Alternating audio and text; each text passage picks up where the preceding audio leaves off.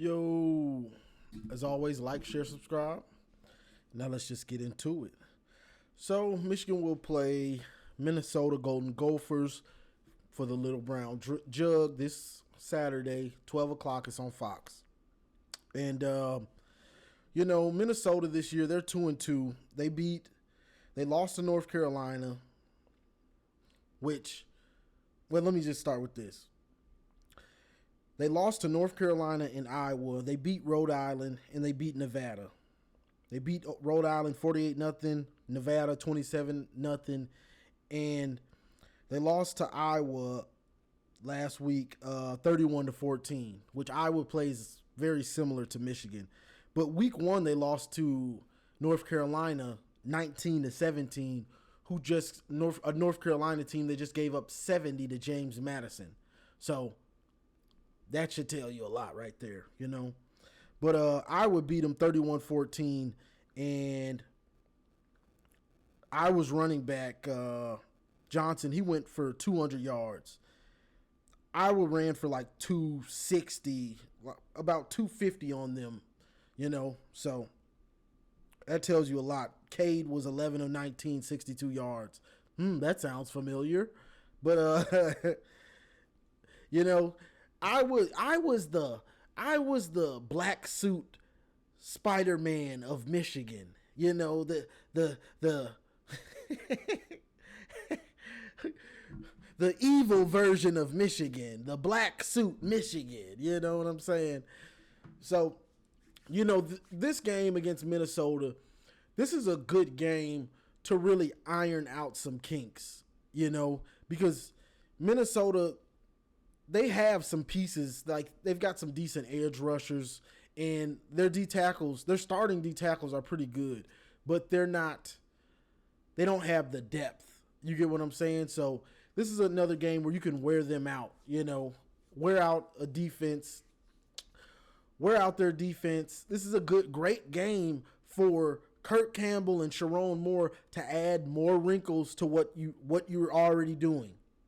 Just keep adding on it. Keep adding more wrinkles and keep building upon what you've established with Orgy and the running game. Keep going on what you established. Just keep adding to it. Keep adding wrinkles. Keep adding wrinkles. You know what I'm saying? That's what they have to do. And hopefully they're smart enough to realize that whether it was Kirk, hopefully Sharon Moore is like, okay, I see what we got. Let's add on to it. People still talking about the passing game and the quarterback. I feel you, but at this time, it is what it is. There's no point in complaining about Jaden Davis. He's not playing. No point in complaining about that. No point in complaining about the transfer portal. It's week 4 now. It's irrelevant. You know what I'm saying? It's irrelevant right now. That's why I don't bring up a lot of that stuff, because it doesn't matter now. We have what we have. I'm not sure if Tuttle will ever be healthy enough to actually play behind this offensive line, because when you call a passing play, best believe you probably gonna get hit in your chops with this offensive line. That's just a fact. So people were so worried about the passing game. You can't throw downfield consistently. You can't consistently call passing plays when your offensive line is trash, because you can't bootleg every time. You can't roll out every time. I guess you can, but if but it's just not something you're going to want to do every time, I guess you would say. But I'd like to see them extend when they do the play action, when they do the RPO, or they do let Orgy actually drop back. Have more than 2 routes. Don't let the defense get off easy. That's what I saw a lot against USC. Letting the defense get off easy, or you're just calling something just to call it almost. You know what I'm saying? Don't let them get off easy. And if you're trying, and also if you're trying to throw deep, make sure you got enough protection. If you're trying to set up a deep route, you have to have extra protection, whether that's a running back. Maybe you want to put two running backs in the backfield to protect, or Bredesen and Khalil back there to protect, or bring a tight end. If you're gonna pass, have the extra protection now. You know Evan Link is a turnstile, so prepare for it. Once you know what you are, you have to prepare for things. You have to prepare for it. Okay, Evan Link's going to get cooked. I want to pass on this play. Let me give extra protection to that right side. That's what you have to do. So I'd like to see all of these things, and just keep establishing your keep going with what you've established. Your identity. That's the word I'm looking for. Keep going with your identity. We're going to ground and pound you to death. When people say it's not sustainable, well, the more you run it like this, there's more wrinkles for it. Khalil Mullins had 150 against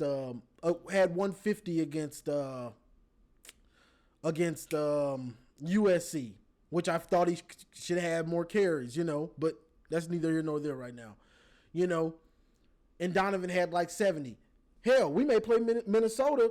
Orgy may go for 70 or 80 or 100 yards, and Khalil might have 100, or Donovan may have 100, and Orgy might have 70, 80, or 90 yards. Like, you don't know, you have to factor that in also a little bit. I think so, So, but playing like this, teams have played like this since football was invented. So people complaining like you can't win like this. You can't. We've won like this plenty of times. We won like this against Washington 2021. We won like this against Penn State last year. We pretty much won the national championship like this against Washington. So what are you talking about?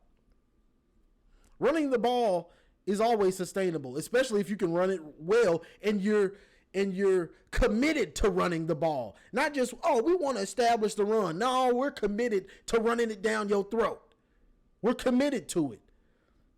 But okay, we're committed to it. Now we're going to add these wrinkles in that are extensions of the running game. It might be a pass play, but it's an extension of the running game, really. Keep adding these wrinkles so it gets harder and harder to put a real finger on what they're trying to do, because you have to worry about so many other things and so many variations and so many plays set up off of the things that they're showing us, if that makes sense. So that's what the offense. Run it down their throat and let's get out of here, Run it down their throat and let's get out of here. Hopefully they get up early and, we get a chance to see some of the other backs so they can get their mojo too, just in case injury happens. Now, Minnesota's offense going against Wink. Minnesota's offense, it's really not that good. I can't say I don't think they're really good at passing or running it, honestly. You know what I mean? Like, so with that being said, and what's his name? Their quarterback, Brosner, he's been sacked 8 times. They've played, 4 games? That's 2 sacks a game. So that's not very good, So Wink, just keep doing what you're doing. Well, let me stop before I say that.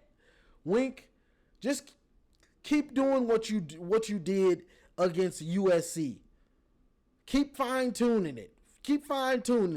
You showed that, okay, it is. Maybe you is the OG last game. You showed something like, hey, I heard somebody talking about me. Shut up. Let me show you. Keep showing me, Wink.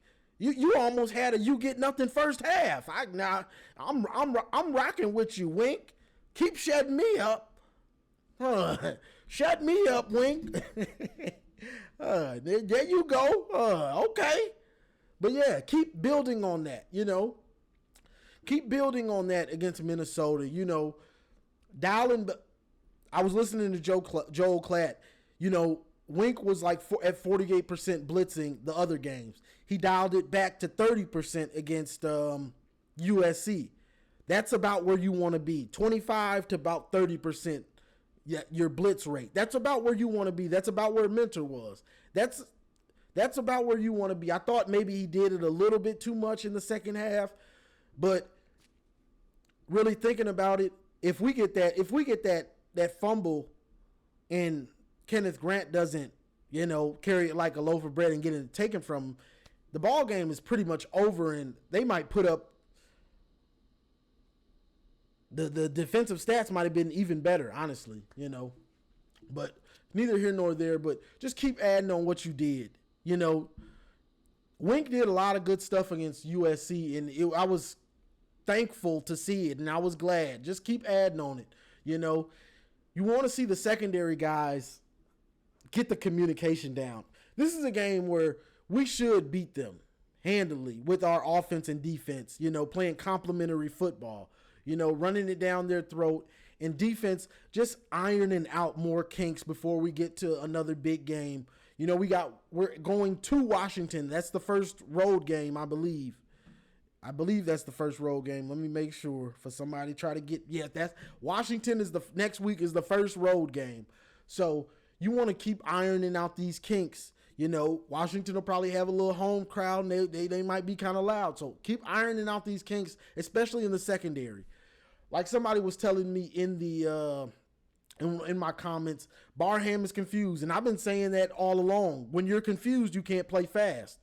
The problem is you're at middle linebacker, so the expectation for that middle linebacker is to basically be the general of the defense, pretty much. That's what's expected out of the middle linebacker. You know what I'm saying? So hopefully he gets better. That's all we can do is hope he gets better right now. If not, don't think Jimmy Rolder won't slowly get into rotation more, because Jimmy Rolder seems to be in better position. He's just not a freakish of an athlete. Like Barham is in position to make a lot of these plays. It's just you can tell he's thinking, and when you think, it makes you a second slow in everything you do. You know what I'm saying? So it's like he's questioning himself. When he goes to make a play. Bro, see ball, get ball. They threw it to the flat. Fly over there and smack him. Simple as that. He's running it up the middle, bro. It's you and him. Make the tackle, baby. But I get it. When you're confused, because I've said this pretty much since the season started about the defense. When you're confused, you make mistakes. And that's what happens. And that's what looks like he's just really confused. That's the problem. He's not just slightly confused. He's been confused since the start of the season till last Saturday. A couple days ago. He's been confused the whole time. You know what I'm saying? So we just want to see him get better and, contribute, because I know he's hearing it. I know Barham's hearing it, and you got big shoes to fill, and they hyped you up during the offseason. So blame your coaches and the staff for telling Sam Webb and the reporters that you were that dude. But I'm not sure if Will Johnson will play. It'd probably be smart to sit him out before Washington and going on the road, Probably. We should be able to handle Minnesota, honestly. But you never know, you never know. But I would probably sit him out. Either way, you want to see Jair Hill and Amir Hall. Want to see all the secondary guys. I want to see y'all play as a unit. Put together a complete game. You know what I'm saying? Where we can sit back and say, okay, these guys are on the same page. Let's start to see it. Let's really start to see it, in this one. But get off the field, play fundamentally sound. Wink, continue what you did against USC. Like, understand, and it seems like he's starting to understand the rotations and things like that a little bit better also. So we just want to continue it, continue it, continue to progress and get better. You know what I mean? Iron out the kinks. But I see Michigan should be able to handle this game. I would like to see Khalil Mullins. Like, he's the leader. Like, let's not BS around it. He's the leader. He does need more carries. He does need more carries, because, and this is why I say this, because Khalil Mullins is the tone setter. He is that. He's that physical tone setter. So you want to run him early to establish that tone. And then come in with a change of pace with Donovan Edwards. You know what I mean? I'm not going to keep harping on it, but Tony Alford, I'm looking at you, bro. Like, you got to start giving this guy a bulk of the carries. Like, that's what I think. But that's what I really got for this one. I think Michigan should be able to handle this one. I probably see it as a controlled butt whooping, something like that. I don't give scores, but that's what I think it should be, because their run defense, they're just not that good at run defense. They don't really have the depth. Some of their starters are pretty good, but they don't have the depth for a team that's going to grind them out like Iowa did. And even North Carolina, their running back, he had like 30 carries for like 150, I want to say, or something like that. So we should be able to grind them out with Orgy Mullins, Donovan Edwards, and whoever else wants to gets the ball. But I also wanted to, with us, taking down USC, I got a jab at the Buckeyes. It's been a while. They were feeling themselves. They were feeling themselves after we lost to Texas, which is wild. But, as I was, on Menace to Sports and seeing Buckeye fans, basking in Texas beating us like they did, Let me remind y'all, Buckeyes, y'all ain't beat nobody really in a while. Worth noting or worth talking about. Y'all beat Penn State. Who cares? And then y'all beat Notre Dame. Who cares? Y'all ain't beat nobody but Notre Dame and Penn State in about 3 years. Nobody else that anybody would care about. We barely care about Notre Dame, and Penn State is like, come on, what are we talking about? So the bravado and y'all puffing y'all chest out, y'all really ain't. Who have y'all beaten over this last 3 years of note that's noteworthy? You know what I'm saying? It ain't been, you beat, y'all hanging it on Notre Dame. Y'all beat Notre Dame. Notre Dame has lost to Marshall, and then they lost to, what was that school they lost to a couple weeks ago? Let's see, so I can laugh at them a little bit.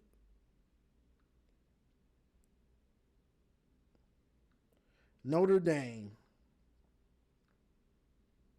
Yeah, they lost to Northern Illinois this year. Notre Dame they pretty funny, but it's not a big time win beating them. They losing to smaller schools, like almost yearly now. So y'all living off of, well, we played Notre Dame. Who cares? Like, what are we talking about? Notre Dame. You beat Notre Dame, and it's a barn burner every time. Y'all beat Notre Dame, and then y'all beat Penn State. What over the last 3 years? What big wins y'all got besides those? I'll wait.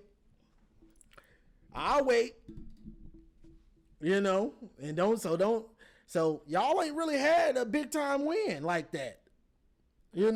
So y'all puffing y'all chest out over Texas beating us, boy. We actually have big time wins in the last 3 years, We got a lot of them last year, but we still got them, and we got one on Saturday. So we've beaten USC. We've beaten Washington. We've beaten Bama. We've beaten y'all the last 3 years. So y'all ain't really got no big time wins while y'all talking about us losing to the number one team. They number one. So who y'all done beat in the last 3 years? We beat Notre Dame. Oh, okay. So did who this team? So did Northern Illinois, and so did Marshall. Oh, great. We beat Penn State. You should have saw JTT against Penn State. He's unblockable. But he don't show up no other time. Okay. All right. So while y'all worried about us, y'all still got a lot of work to do in the big time win column, because you ain't had one in a long time. Yeah, that part.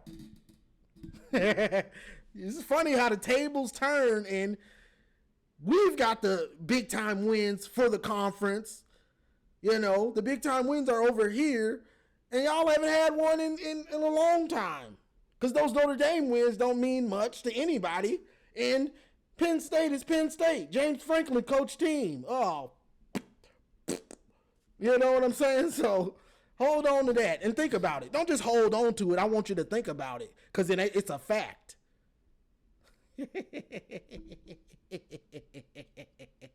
Guess who's back? Like, share, subscribe, and as always, go blue.